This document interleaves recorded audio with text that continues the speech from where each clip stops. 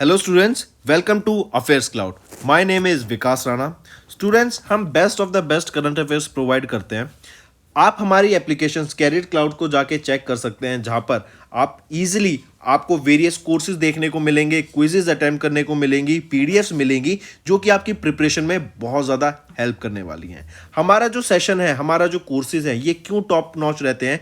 क्योंकि जो हमारी एप्लीकेशंस हैं, हम यहाँ को वेराइटी ऑफ क्वेश्चंस प्रोवाइड करते हैं, वेराइटी ऑफ नोट्स प्रोवाइड करते हैं, जहां पर आपको कंटेंट मिलेगा both Hindi as well as English में।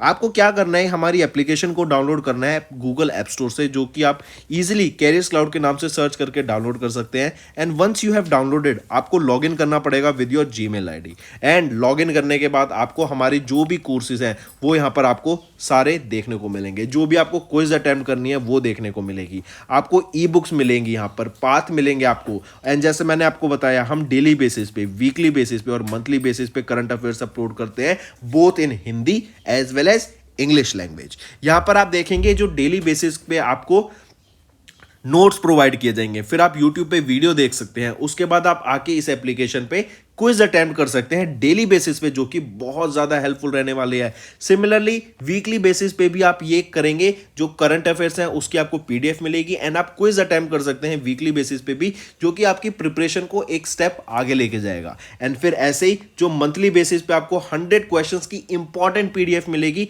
वो आप रिवीजन के लिए एक बहुत अच्छा सोर्स रहेगा आप सभी स्टूडेंट्स के लिए जो गवर्नमेंट एग्जाम एस्पिरेंट्स हैं। इसी के साथ साथ आप देखेंगे, हम बैंकिंग और इकोनॉमी के करंट अफेयर्स प्रोवाइड करते हैं आपको। हम state wise current affairs provide करते हैं, चाहे वो उत्तराखंड, उत्तर प्रदेश, त्रिपुरा, तेलंगाना, कोई भी स्टेट हो। नॉट जस्ट दिस फ्रेंड्स, इसी के साथ साथ देखेंगे हम आपको टॉपिक वाइज करंट अफेयर्स भी प्रोवाइड करते हैं, और ये टॉपिक्स बहुत ज़्यादा इंपॉर्टेंट होते हैं। टॉपिक्स देखें तो जैसे important days, national affairs, international affairs, sports, defence, science and technology, apps and web portals, name the topic, और आपको उस टॉपिक के यहाँ पे करंट अफेयर्स देखने को मिलेंगे। जो भी गवर्नमेंट स्कीम्स लॉन्च की जाती हैं, जो भी एमओयू साइंस किए जाते हैं, जो भी इंडेक्सेस एंड रिपोर्ट्स आती हैं, वो सारी हमारे द्वारा कवर की जाती हैं, ताकि स्टूडेंट को one of the best experience मिल सके करंट अफेयर्स का, और उनको इधर उधर ढूंढना ना पड़े कंटेंट, जहां पर हम आपको सारा कंटेंट एक ही जगह पे प्रोवाइड करा देते। हेलो एवरीवन, कैसे हैं आप सब? आई होप आप सब अच्छे होंगे। तो दोस्तों, आज की वीडियो में 9 मार्च के हम इम्पॉर्टेंट करंट अफेयर्स डिस्कस करेंगे। ये सेशन आप सभी के लिए काफ़ी इंपॉर्टेंट रहेगा, तो एंड तक ज़रूर देखिएगा। और दोस्तों, इसी के साथ साथ मैं कहूँगा आपको नोट्स ज़रूर बनाइएगा, ठीक है? काफ़ी कुछ सीखने को मिलेगा, काफ़ी नई चीज़ आएंगी, तो नोट्स ज़रूर बना के चलना। चलिए स्टार्ट करते हैं। किस ऑर्गेनाइजेशन ने अभी इशू की हैं guidelines for the transportation of dangerous and hazardous goods? अब ये डेंजरस और हजार्डस गुड्स कैसे हो गए? मान लो कोई प्रोडक्ट पॉइजनस है, ठीक है, कोई इन्फ्लेमेबल प्रोडक्ट है जिसमें आग लग सकती है, कोई ऐसा प्रोडक्ट ट्रांसपोर्ट किया जा रहा है जिसमें केमिकल लीक हो सकता है, ठीक है, या फिर जिससे कोई रिएक्शन हो सकता है, एलर्जीज हो सकती हैं। तो ऐसे प्रोडक्ट्स को सेफली ट्रांसपोर्ट करने के लिए, जो हजार्डस गुड्स होते हैं, डेंजरस गुड्स होते हैं, उनको सेफली ट्रांसपोर्ट करने के लिए गाइडलाइंस इशू की गई बाय किसके द्वारा? BIS, bureau of Indian standards के द्वारा। यहीं पे अगर मैं बात करूं तो डायरेक्टर जनरल कौन रहेंगे? प्रमोद कुमार तिवारी। हेडक्वार्टर कहां पर होता है इसका? न्यू दिल्ली में। कब इस्टेब्लिश किया गया था इसको? 1987 में BIS को इस्टेब्लिश करा गया था, ठीक है। चलिए, फिर यहीं पे अगर मिनिस्ट्री पूछ लें तो ministry of consumer affairs, food and public distribution के द्वारा ये नोटिफिकेशन लॉन्च किया गया। नेक्स्ट आ जाते हैं, हु लॉन्च स्वच्छता कैंपेन। ये स्वच्छता कैंपेन क्या था? ये एक विमेन लेड कैंपेन है, स्वच्छता कैंपेन, ठीक। स्वच्छता कैंपेन बेसिकली ये क्या था कि स्वच्छ भारत मिशन अर्बन 2.0 के अंडर इसको लॉन्च किया गया था। ये क्या है? इसी मिशन को, स्वच्छता कैंपेन को ही हम एक और नाम से जानते हैं, स्वच्छोत्सव, ठीक है। ये 3 वीक लॉन्ग कैंपेन था आपका स्वच्छोत्सव। स्वच्छता कैंपेन कहते हैं इसको, वीमेंस के द्वारा लॉन्च किया गया था, ठीक है, अंडर स्वच्छ भारत मिशन 2.0। और इसको इंटरनेशनल वीमेंस डे के दिन लॉन्च किया गया था, जो कि 8 मार्च होता है, ठीक है। मेन एम क्या था यहाँ पर कि to recognise and celebrate the transition from women in sanitation to women led sanitation. मतलब जो वीमेन अब स्वच्छता की ओर काम कर रही हैं, उसके ऊपर एक हाईलाइट करते हुए उसका इम्पैक्ट बताने के लिए वीमेन की जो लाइफ का एक हम देखते हैं वीमेन भी एक इंपॉर्टेंट रोल प्ले करती हैं और आप देख रहे हैं वीमेन को डिजिटाइज कराने के लिए कई कैंपेन लॉन्च किए जा रहे हैं, वीमेन्स को एंटरप्रेन्योरियल ट्रेनिंग स्किल्स प्रोवाइड कराने के लिए यहाँ पे कई मिशंस लॉन्च किए जा रहे हैं। सो फॉर द सेम ये भी एक ऐसा ही मिशन है, स्वच्छता मिशन, ठीक है। और ये स्वच्छता कैंपेन था, स्वच्छोत्सव मिशन इसका नाम रहेगा। Ministry of housing and urban affairs के minister, union minister Hardeep Singh Puri के द्वारा इसको लॉन्च किया गया था। तो करेक्ट ऑप्शन ऑप्शन 2 हो जाता है। फिर इसी के साथ साथ याद रखेंगे यहाँ पे यूनाइटेड नेशन जनरल असेंबली के द्वारा अभी एक international day of zero waste recognise किया गया है, ठीक है। International day of zero waste वो कब डिक्लेयर किया गया है कि ये जो कैंपेन है ना आपका स्वच्छता कैंपेन, इसके अंडर एक यात्रा होगी 10 मार्च से लेके 30 मार्च के बीच में ये यात्रा रहेगी और इस यात्रा के टाइम पे ही यहाँ पर international day of zero waste declare किया गया यूनाइटेड नेशन जनरल असेंबली के द्वारा। ये जो यात्रा होगी काफ़ी अलग स्टेट से जाएंगी, यहाँ पर आपके वुमेन्स जो सेल्फ हेल्प ग्रुप्स हैं उनको एक साथ ले जाने की बात की जाएगी, उनको अवेयरनेस क्रिएट कराने की बात की जाएगी, ठीक है। सफाई पे ध्यान देने की बात की जाएगी, गार्बेज फ्री सिटीज़ कैंपेन यहाँ पे लॉन्च किया जाएगा कि गार्बेज ख़त्म करो। ऑलराइट, तो ये स्वच्छता कैंपेन हरदीप सिंह पुरी के द्वारा लॉन्च किया गया। नेक्स्ट आ जाते हैं फ्रिंजेक्स। ये क्या है, जैसा नाम सजेस्ट कर रहा है, France India joint military exercise. France India, ये 2 कंट्री हो गई हैं, फ्रांस और इंडिया, इन दोनों की आर्मी के द्वारा ये एक्सरसाइज कंडक्ट कराई गई थी और ये फर्स्ट एडिशन रहेगा फ्रिंजेक्स का, जो कि इंडिया में कंडक्ट कराया गया था। इंडिया में कहाँ पर, लोकेशन भी याद रखेंगे, त्रिवंतपुरम केरला में ये आपकी एक्सरसाइज कंडक्ट कराई गई थी। The first edition of this फ्रिंजेक्स France और इंडियन आर्मी के बीच में हुआ था, केरला में हुआ था और 7 और 8 मार्च के बीच में इसको कंडक्ट कराया गया था, ठीक है। याद रखेंगे, काफ़ी इंपॉर्टेंट।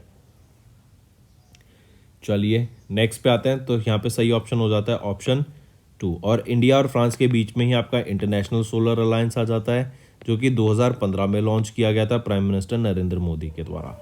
अगर international year of the millets की मैं बात करूं तो 2023 को घोषित किया गया था, और कब घोषित किया गया था, 2018 में घोषित किया गया था प्राइम मिनिस्टर नरेंद्र मोदी के द्वारा ही। नेक्स्ट यहाँ पे आप देख सकते हैं फ्रिंजेक्स first Indo France joint military exercise है, तिरुवनंतपुरम में होगी। तिरुवनंतपुरम कहाँ पर है, केरला में।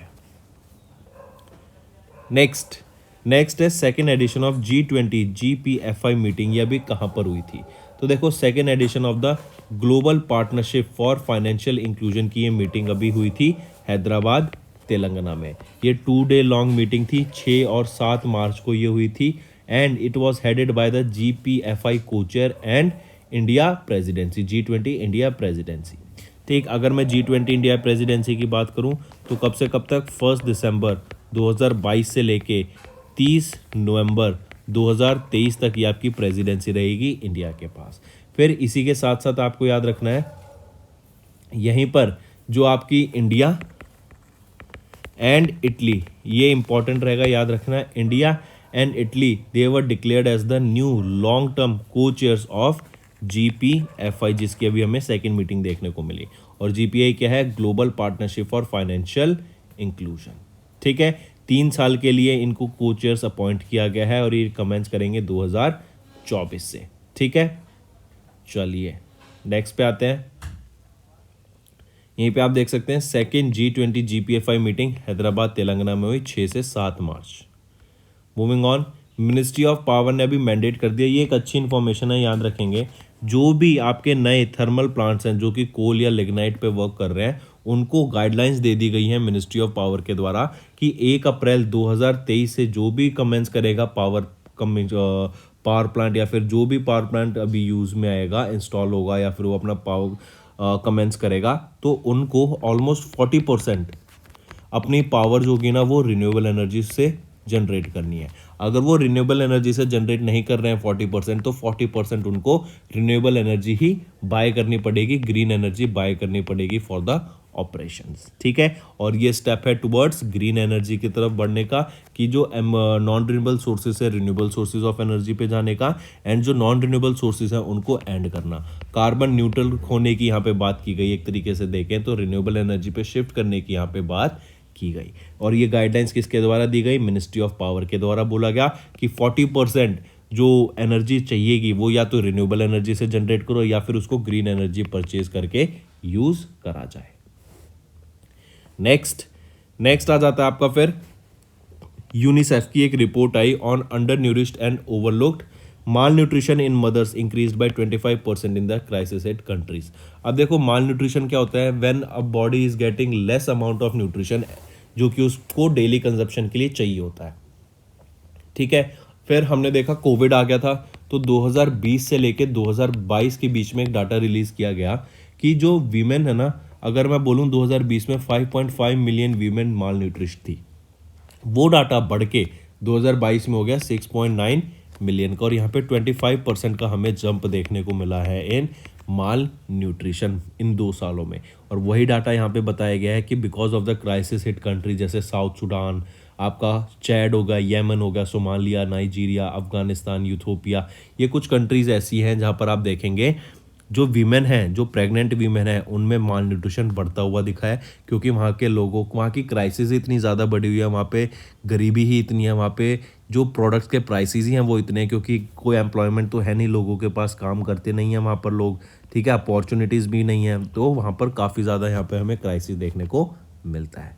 ये रिपोर्ट लॉन्च की गई थी 8 मार्च इंटरनेशनल वीमेंस डे पर ही, कि जो वीमेन है, जो प्रेग्नेंट वीमेन है, उनकी जो उनमें जो हमें माल न्यूट्रिशन देखने को मिला है वो बढ़ गया है बाय ऑलमोस्ट 25%।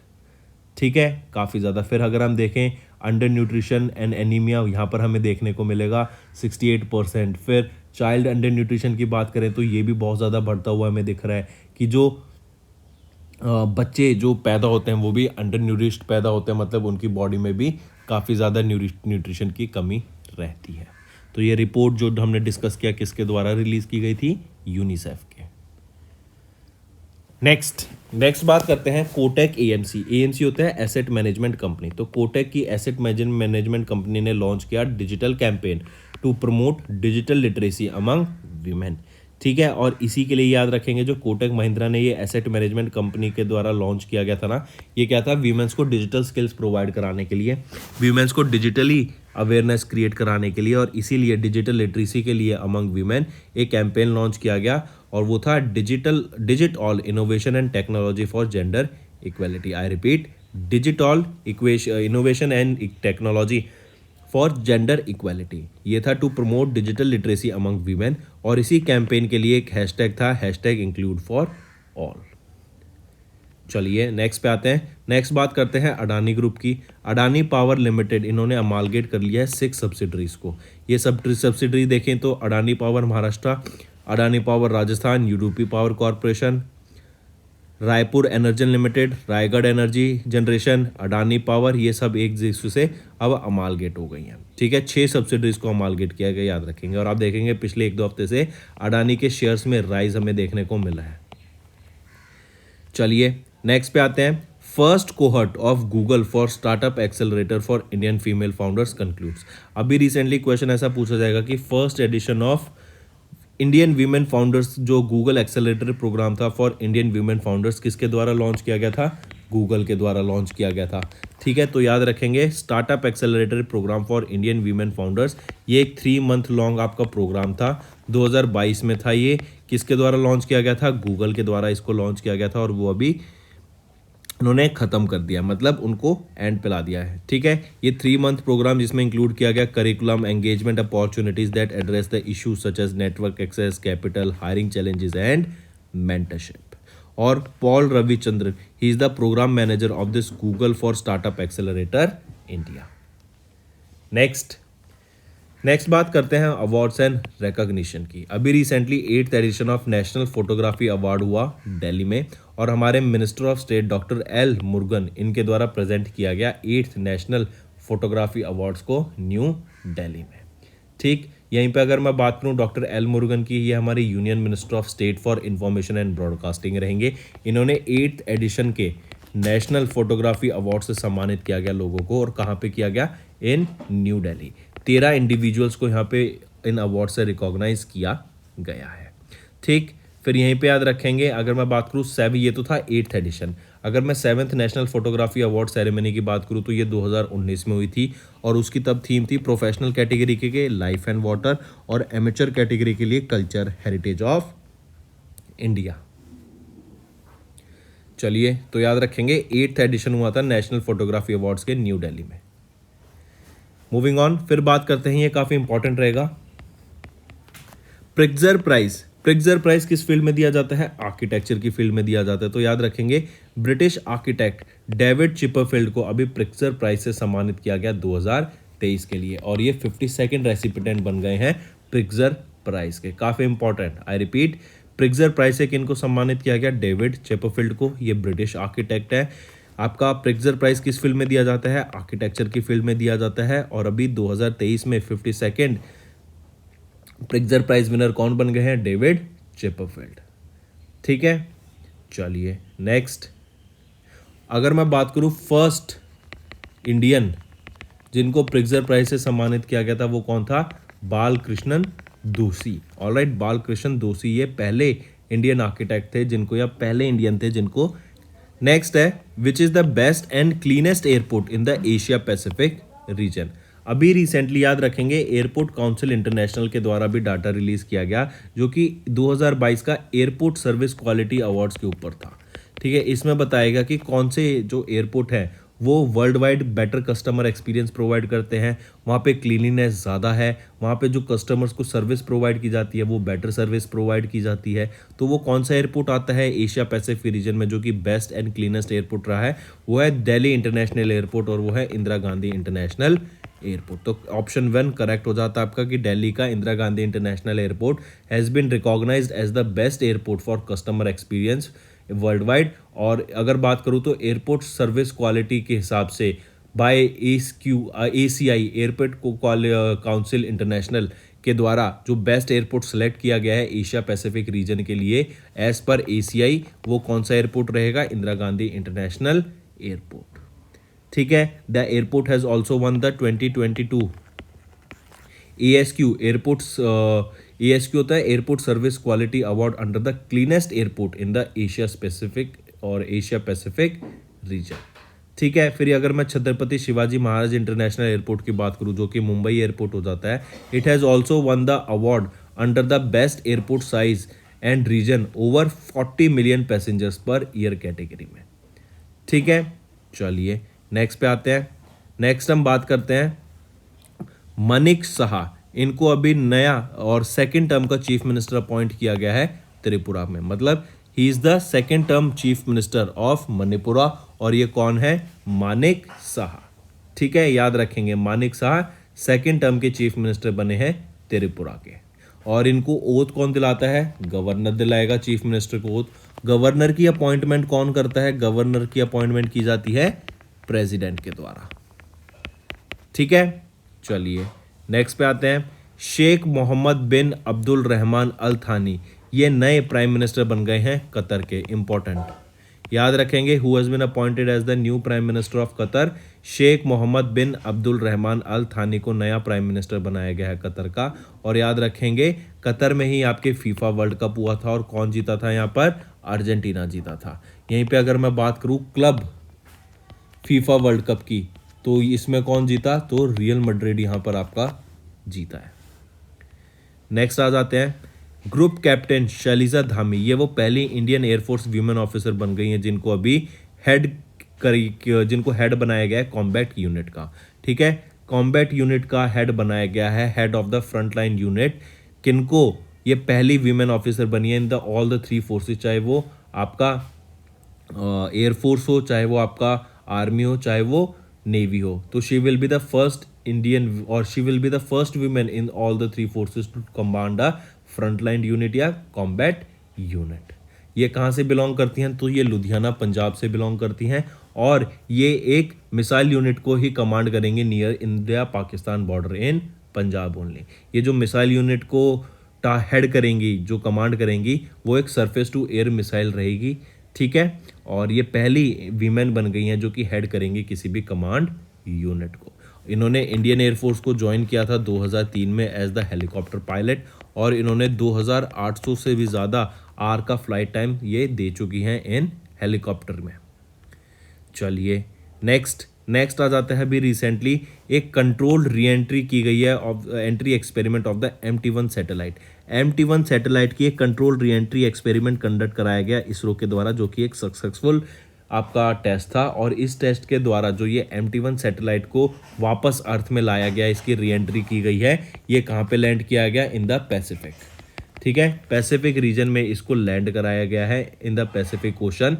इसरो के द्वारा ये टेस्ट कैरी आउट किया गया था, extremely challenging controlled re entry experiment of MT1 satellite.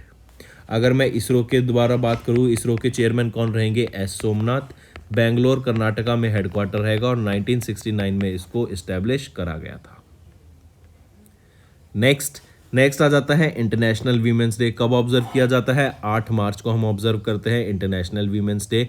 और याद रखेंगे इंटरनेशनल वीमेंस डे की जो थीम रहेगी वो है digital innovation and technology for gender equality. Important theme है, याद रखेंगे इसको, ठीक।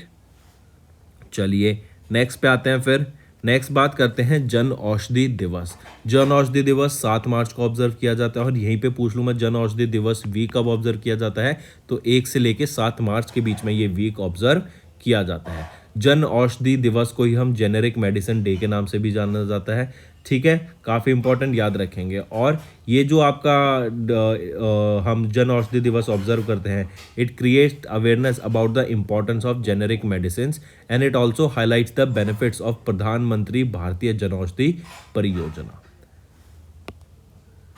ठीक है। फिर यहीं पे आप इसकी थीम याद रख सकते हैं। 5th जन औषधि दिवस जो कि 7 मार्च को ऑब्जर्व किया गया 2023 में, इसकी थीम है जन औषधि जन उपयोगी।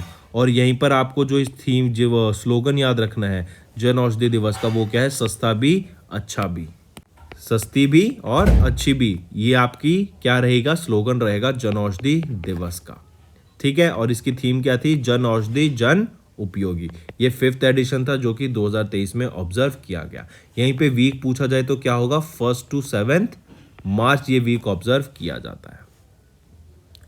चलिए, और जो फर्स्ट टाइम ये डिक्लेयर किया गया था 2019 में डिक्लेयर किया गया था प्राइम मिनिस्टर नरेंद्र मोदी के द्वारा।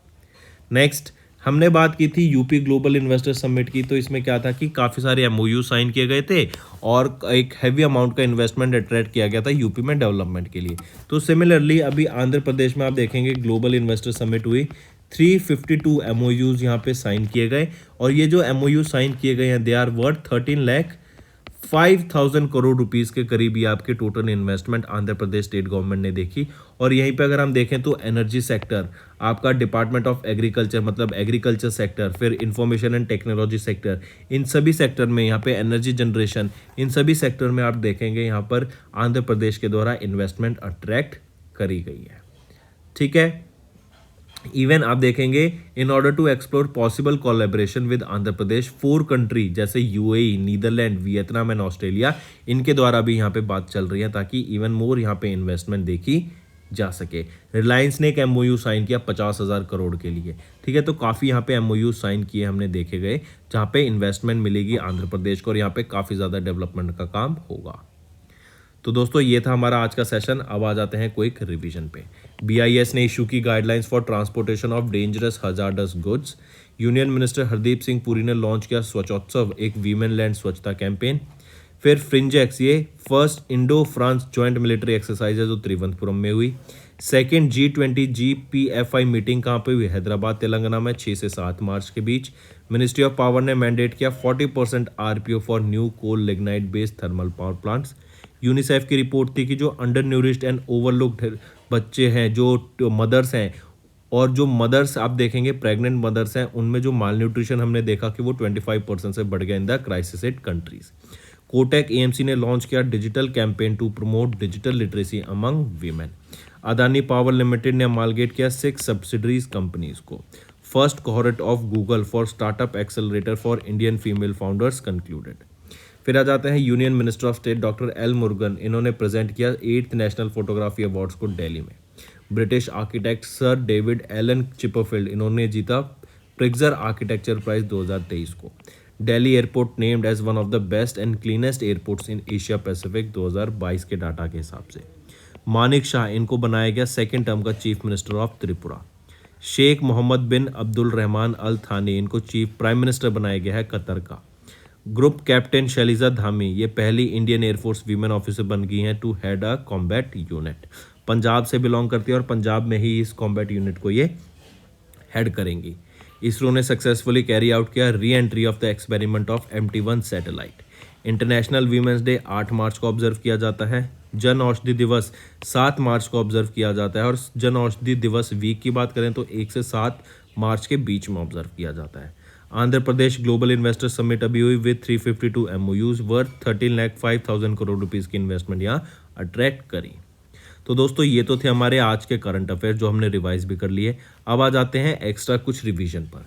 जैसे मैं बात करूं हाई सीज ट्रीटी, यह भी एक one of the historic treaty sign की गई है यूनाइटेड नेशन के द्वारा, ताकि जो मरीन बायोडाइवर्सिटी है इंटरनेशनल वाटर्स में, ओशंस में, उसको कंजर्व किया जा सके, उसको प्रोटेक्ट करने के लिए। नेक्स्ट आ जाता है ऑल इंडिया कोऑपरेटिव वीक।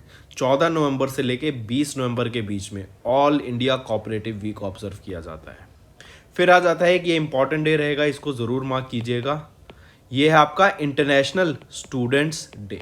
17 नवंबर को हम इंटरनेशनल स्टूडेंट्स डे ऑब्जर्व करते हैं। और ये डे क्यों ऑब्जर्व किया जाता है कि जो बच्चे हैं उनको राइट टू एक्सेस मिल सके टू एजुकेशन।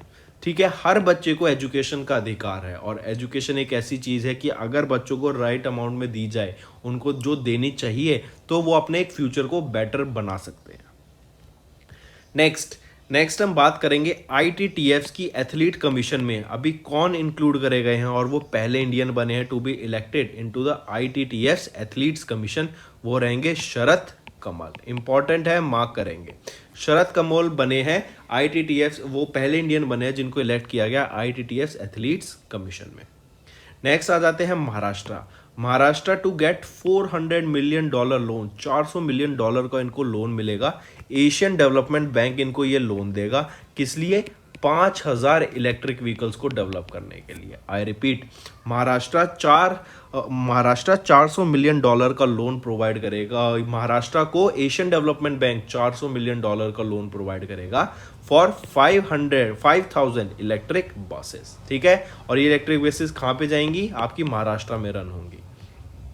नेक्स्ट एक चीज और याद रखेंगे, यहीं पे $40 मिलियन का अलग से एक लोन और अप्रूव किया गया था, जिसके अंडर 255 बसेस डेवलप की जाएंगी, इलेक्ट्रिक बसेस, जिनका टारगेट होगा वीमेन सेफ्टी। ठीक है, चलिए नेक्स्ट पे आते हैं। नेक्स्ट हम बात करेंगे 17वीं G20 समिट की।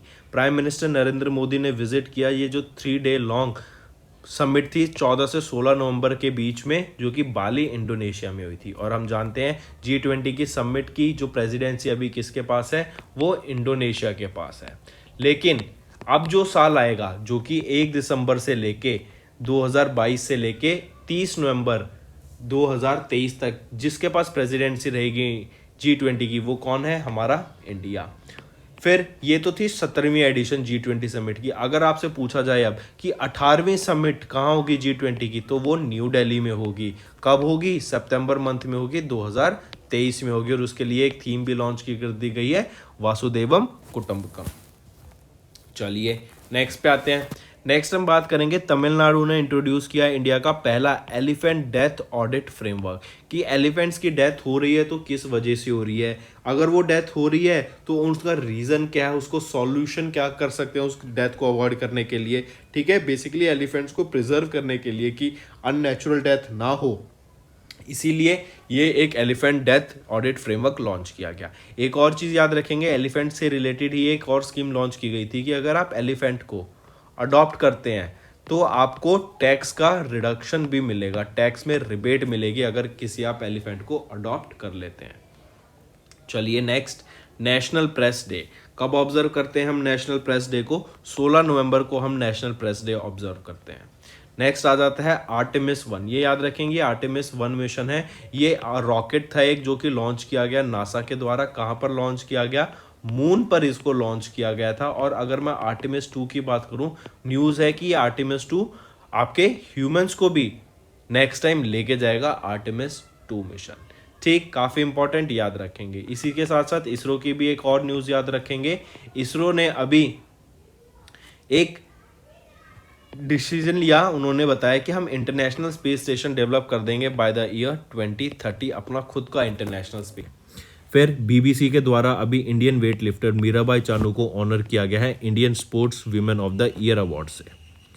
नेक्स्ट, इंडियन एयरफोर्स मतलब इंडिया रिसीव करेगा 3rd squadron of the S-400 surface to air defence missile system को। कहाँ और कौन डिलीवर कर रहा है इसको? रशिया डिलीवर कर रहा है। नेक्स्ट आ जाता है एनटीपीसी, इनको सम्मानित किया गया outstanding contribution in power generation CBIP award से। ठीक, CBIP हो गया central board of irrigation and power. Moving on, next है इंडिया की रैंक इलेक्टोरल डेमोक्रेसी इंडेक्स में कितनी थी? 108th रैंक थी इलेक्टोरल डेमोक्रेसी इंडेक्स में। और लिबरल डेमोक्रेसी इंडेक्स में इंडिया की रैंक आती है 97। मूविंग ऑन, नेक्स्ट बात करते हैं। अभी इंडिया की हेल्थ मिनिस्ट्री को पोर्टर प्राइज 2023 से सम्मानित किया गया, क्योंकि कोविड-19 के टाइम पे जो हेल्थ मिनिस्ट्री ने अपना काम करा है, जो एफर्ट्स थे हेल्थ सेक्टर में, उसके लिए कोविड-19 मैनेजमेंट के लिए पोर्टर प्राइज से किनको सम्मानित किया गया? इंडिया की हेल्थ मिनिस्ट्री को। नेक्स्ट, नासा एंड स्पेसएक्स, इनके द्वारा क्रूज 6 मिशन लॉन्च किया गया और जहां पे पहला अरब एस्ट्रोनॉट्स को स्पेस में लॉन्च किया गया था। काफी इंपॉर्टेंट, याद रखेंगे। SpaceX launch US Russia UAE astronauts to space mission space station international space station, और यहाँ पे पहला अरब साइंटिस्ट था जो कि इंटरनेशनल स्पेस स्टेशन पे लॉन्च किया गया था। तो दोस्तों, ये हो गए हमारे रिवीजन के करंट अफेयर्स। अब आ जाते हैं आपके होमवर्क पर। पहला HUID नंबर, ये क्या है? हॉलमार्क यूनिक आइडेंटिफिकेशन नंबर होता है। ये किस प्रोडक्ट को दिया जाता है, बताइए। Next, which institution has design advance towed artillery gun system. Third, as per the periodic labour force survey for 2021-22 what is the employment fraction in the farm sector. तो दोस्तों, ये थे 3 आपके होमवर्क क्वेश्चन। आई होप आपको session समझ आएगा। I hope you have understood the assignment. काफ़ी कुछ सीखने को मिला होगा आज। और अगर पसंद आया सेशन तो लाइक कर दे और कमेंट करके ज़रूर बताएं आपके क्या व्यूज़ रहेंगे। अगर आप चाहते हैं हम ऐसी वीडियोस डेली बेसिस पे लाते रहें तो कमेंट करके ज़रूर बताना। आपके कमेंट्स की और लाइक की बहुत वैल्यू रहती है। So that's all for the day. Thank you and have a nice day. That's all for the day friends, ये हमारी वीडियो थी। आई होप आपको वीडियो पसंद आई होगी। इसी के साथ साथ फ्रेंड्स, आप हमारे यूट्यूब चैनल को सब्सक्राइब कर सकते हैं। आप टेलीग्राम चैनल पे जाके हमें फॉलो कर सकते हैं। एंड इसी के साथ साथ अगर आपको कोई भी प्रॉब्लम आ रही है या तो पेमेंट में या हमारे कोर्सेज के साथ, तो आप हमें कांटेक्ट कर सकते हैं एट द नंबर 7677333862, या फिर आप हमारी मेल आईडी पे हमें मेल कर सकते हैं। And I will make sure कि आपकी जो प्रॉब्लम है उसको जल्दी से जल्दी सॉल्व किया जाए। इसी के साथ साथ आप हमारे इंस्टाग्राम हैंडल affairscloud_official को फॉलो कर सकते हैं। कोड और याद रखना, वो है विकास 10। अगर आपको 10% का एक्स्ट्रा डिस्काउंट चाहिए तो आप विकास 10 का कोड यूज कर सकते हैं। आपको क्रैक 10 के अलावा 10% का डिस्काउंट यहां पे मिलेगा। और इसी के साथ साथ अगर आपको कोई भी इश्यू आ रहा है हमारी एप्लीकेशन से रिलेटेड, वेबसाइट से रिलेटेड, या आपका कोर्स परचेज नहीं हो रहा, या आपका कोर्स परचेज हो गया, पैसे कट गए हैं, या कोई भी इशू आ रहा है, तो आप हमें कॉन्टैक्ट कर सकते हैं एट द नंबर 9677333862, या फिर आप मेल कर सकते हैं support@affairscloud.com पे। एंड आई मेक श्योर हमारा रिप्रेजेंटेटिव आपको जल्दी से जल्दी आपको रीच करेगा एंड आपकी प्रॉब्लम को सॉल्व करेगा। That's all for the day, friends. I hope you enjoyed the session, and you can follow us on the YouTube channel, as well as apart from YouTube channel, you can go and follow us at Affairs Cloud Telegram channel. And if you have any queries related to the content or the of courses offered to you or the payment which you did on the application, you can contact us on the number provided, that is 7677333862. Apart from this friends, you can follow us on the Facebook as well as on Instagram handle, that is affairscloud_official. In the end friends, if you use a code that is Vikas10, you will be getting an additional extra 10% discount by using this code Vikas10. Also, if you have any problem regarding the course purchase, any problem regarding to our application, you can contact us on the mobile number, that is 9677333862. And if you want to mail us, you can also mail us on support@affairscloud.com, and I assure you that our representative from us will be contacting you soon and resolving your issue.